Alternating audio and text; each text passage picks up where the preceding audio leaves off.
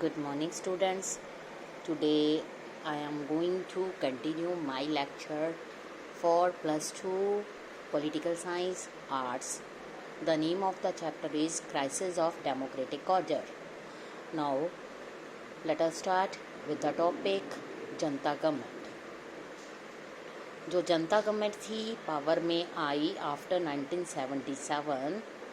Election are for cohesive. जब elections ख़त्म हो गई, इलेक्शंस के दौरान ही there was stiff competitions among 3 leaders for the post of prime minister. पहले थे Morarji Desai who was a rival to Indira Gandhi. Charan Singh 1966 से 1967. चरण सिंह जो भारतीय लोकदल के लीडर थे, फार्मर्स के लीडर थे, उत्तर प्रदेश से. जगजीवन राम जो सीनियर मिनिस्टर थे कांग्रेस में, गवर्नमेंट में. अब यहाँ पर मैं आपको ये एक पिक दिखा रही हूँ जिसमें ये बताया गया है oath taking by the first non Congress government at the centre in 1977. In the picture are Jayaprakash Narayan, JP Kripalani, Morarji Desai, Atal Bihari Vajpayee. ये कल मैंने एक मैप दिखाया था आपको, लोकसभा इलेक्शन जो 1977 में हुई थी. This illustration is not a map drawn to scale, should not be taken to be an authentic depiction of India's external boundaries. अगर हम इस मैप को देखते हैं तो हमें पता लगता है कि कहाँ पर कांग्रेस का लॉस हुआ. बहुत बुरी तरह कांग्रेस हारी. कौन सी ऐसी स्टेट हैं जहाँ पर कांग्रेस ने अपनी वोट्स को जीता. Excuse me. चौधरी चरण सिंह 1902 से 1987 ये रहे prime minister of India between जुलाई 1979 से लेकर जनवरी 1980. फ्रीडम फाइटर थे, active in the politics of Uttar Pradesh, proponent of rural and agriculture development. इन्होंने कांग्रेस पार्टी को छोड़ दिया. फाउंडेड भारतीय क्रांति दल इन 1967. उसके बाद भी ट्वाइस चीफ मिनिस्टर थे उत्तर प्रदेश. लेटर ऑन ये वन फाउंडर थे जनता पार्टी के इन 1977 and deputy prime minister, home minister बने 1977 से 79. लोकदल के फाउंडर थे.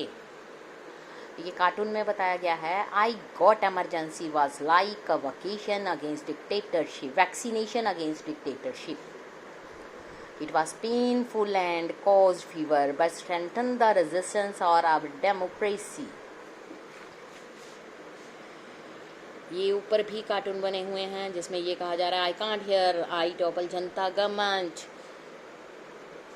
That's a lie. Everybody knows we all work for 2 years and brought it down. By all means, let's get under one umbrella, but let me do it first. Janata Party faction fight inspired many cartoon at that time. ये selections में कुछ cartoons लिए गए हैं. उसके बाद आ जाओ जगजीवन राम. ये 1908 से 1986. Freedom fighter, Congress leader from Bihar, deputy prime minister of India 1977 से 79. Member of constituent assembly, member of parliament 1952 till his death. Labour minister in first ministry of free India. Various other ministry इनके पास थी 1952 से 1977. स्कॉलर थे, astute administrator थे. कहते हैं कि जब इलेक्शंस हुई 1977 में तो कांग्रेस को बहुत बड़ी जीत मिली. That was it only a case of return of Indira Gandhi. Between the elections of 1977 से लेके 1980 पार्टी सिस्टम जो था चेंज्ड हो गया एकदम से ड्रामेटिकली. 1969 कांग्रेस पार्टी जो है उसने शेडिंग जो थे अपने करैक्टर्स को as an umbrella party shedding कर दी. which accommodated leaders and workers of different ideological. Dispensations and viewpoints. उसके बाद जो कांग्रेस पार्टी थी, अब उसको आइडेंटिफाइड किया गया itself with a particular ideology claiming to be the only socialist pro-poor। इसलिए अर्ली 1970s जो कांग्रेस पार्टी थी, पॉलिटिकल पार्टी, उसको सक्सेस जो था उसका dependent on attracting people on the basis of, कौन से बेसिस थे? Sharp social ideological divisions, appeal of one leader Indira Gandhi, change in nature of Congress party. जो opposition parties relied more and more on what it is known in Indian politics as non-congressism। उन्होंने ये भी realise किया कि जो need to avoid a division of non Congress vote in the election, ये वाला जो फैक्टर था, इसने इलेक्शंस के दौरान जो 1977 में हुई थी एक मेजर रोल प्ले किया। अगर हम बात करें indirect manner, issue of welfare of the backward cast, वो जो था बिगिन टू डोमिनेट पॉलिटिक्स 1977। अगर हम देखें द रिजल्ट ऑफ 1977 जो इलेक्शंस थी, at least partially due to shift among the backward caste of north India, ठीक है। फॉलोइंग द लोकसभा इलेक्शंस, बहुत सारी जो स्टेट थी वहाँ पर असेंबली इलेक्शंस हुए 1977 में। उसके बाद आज जो नॉर्दर्न स्टेट्स, वहाँ पर जो नॉन कांग्रेस गवर्नमेंट थी उसको इलेक्ट किया गया। जो लीडर्स थे बैकवर्ड कास्ट के रिगार्डिंग, उन्होंने जो रोल प्ले किए बहुत इम्पोर्टेंट थे। Excuse me. जो इशू था रिजर्वेशन का बैकवर्ड क्लासेस के लिए बहुत ज़्यादा कंट्रोवर्शियल हो गया बिहार में। इसको फॉलो करते हुए जो मंडल कमीशन था उसको अपॉइंट किया गया जनता पार्टी गवर्नमेंट की तरफ से सेंटर में। इसके बारे में हम पढ़ चुके हैं 9th क्लास में। उसके बाद जो इलेक्शंस थी एमरजेंसी के बाद, पार्टी सिस्टम में बहुत सारे चेंजेस कर दिए गए। उसके बाद आज जो the emergency period around it जो था उसको नाम दिया गया कॉन्स्टिट्यूशनल क्राइसिस, क्योंकि ये एक ऐसा ओरिजिन था जहाँ पर कॉन्स्टिट्यूशनल बैटल हुई थी जुडिशरी जो पार्लियामेंट के बीच में। ऑन अदर हैंड ये एक ऐसा पीरियड था जब पॉलिटिकल क्राइसिस ज़्यादा हो गए। पार्टी जो पावर में थी एब्सोल्यूट मेजॉरिटी थी, लेकिन फिर भी इसकी लीडरशिप के अंडर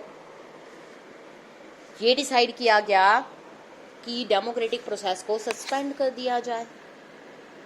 उसके बाद जो मेकर्स थे इंडियन कॉन्स्टिट्यूशन के, उनको ये ट्रस्ट थे कि पॉलिटिकल पार्टी जो हैं basically abide by the democratic norm. Even during emergency जब गवर्नमेंट जो थी उसने एक्स्ट्रा ऑर्डिनरी पावर को यूज़ किया,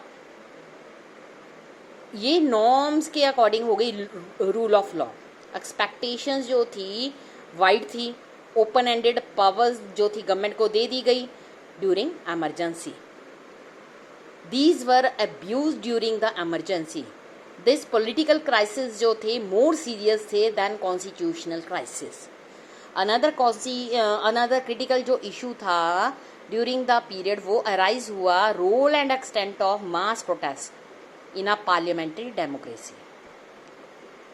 Clearly a tension जो थी institution based democracy and democracy based on spontaneous popular participation.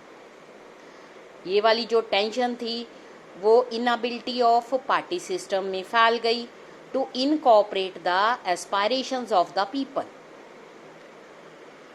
Second chapter में हम ये अगले 2 चैप्टर में हम ये स्टडी करेंगे कि कुछ मैनिफेस्टेशंस ऑफ दिस टेंशन जो थी उनको यूज़ किया गया इन ए पर्टिकुलर पॉपुलर मूवमेंट्स वगैरह है, debates around the regional identity.